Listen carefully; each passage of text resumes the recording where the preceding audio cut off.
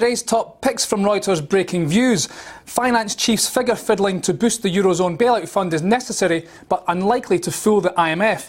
And the Bank of England's refusal to analyse its own performance in handling the crisis is called into question. For more on these stories, I'm joined by Reuters' Breaking Views assistant editor Peter Tal Larsen.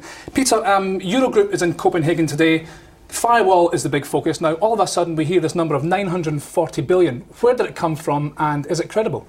Well, we have to sort of wait and see exactly how the numbers get put together, because essentially you have the EFSF, which is already in place.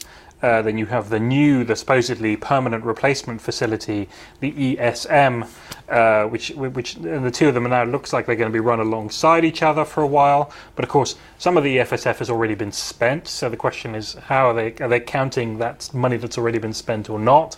And then there's also the question about how permanent it is, because the EFSF is supposed to expire in a couple of years, and so will it be made more permanent, or will this just be a kind of a temporary arrangement?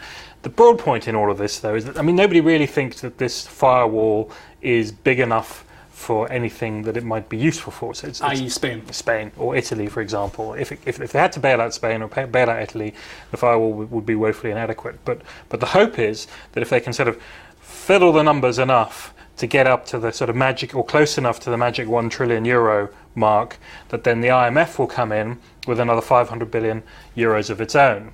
And the question really is whether the IMF is going to go for that. And there were some very interesting statements last night from some of the BRIC countries who said, actually, we don't really think this is good enough, and we don't really think the IMF should be playing a part in this sort of this numbers game. Now, whether those countries are increasingly powerful in the IMF, whether they're sufficiently powerful to stop the IMF from actually contributing this, or whether they'll get overridden by the US and by Christine Lagarde and people like that, it remains to be seen.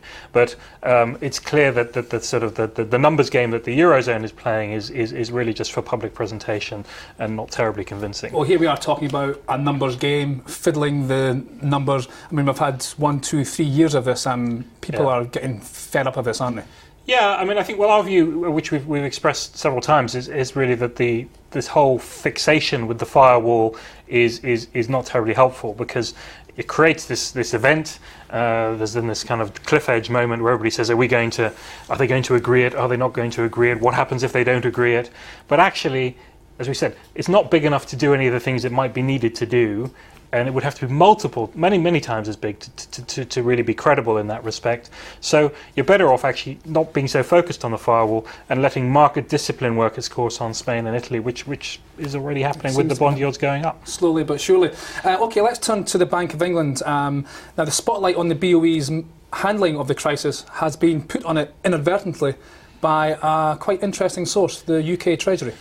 Yeah, that's right. We've had this 70-page internal report from the Treasury, which is sort of looking at its performance in the crisis, quite heavily self-critical in parts. And what's interesting about that is partly what it tells you about the Treasury, but partly also when you combine that with the multiple exercises in self-flagellation that we've had from the Financial Services Authority over the past few years. You've had two of that famous tripartite authority, those three bodies that were responsible for managing the financial system in the UK. Two of the three have basically looked at their own performance. The one that hasn't is the Bank of England. And so the calls for the Bank of England to do some kind of comprehensive accounting of how it performed are only going to get louder. Now, the Bank of England is resisting this. The Bank of England also says that it has done various things like overhauling its liquidity facilities and things like that in response to the crisis. But my personal view is that actually if they were to come clean and sort of say this is how we performed, it might actually help them, because they're trying to get legislation through Parliament at the moment which will basically enshrine all these new powers that they're getting. For example, this new policy committee that they're setting up to try and prevent future financial bubbles. In order for that committee to get its tools, it needs to persuade the politicians to give it to them. And if the Bank of England were to be a bit more transparent, that might actually help with the political argument. Final question, one word please. Who do you think has come out of this crisis best, Bank of England or Treasury? Well, I think at this stage, I don't think any of them cover themselves in glory in terms of their handling of the crisis. But when you look at the powers that have been given to the Bank of England, you have to say the Bank of England is the clear winner. OK, thank you very much. That was Reuters Breaking Views Assistant Editor Peter Tal Larsen. I'm Jamie McGeever. This is Reuters.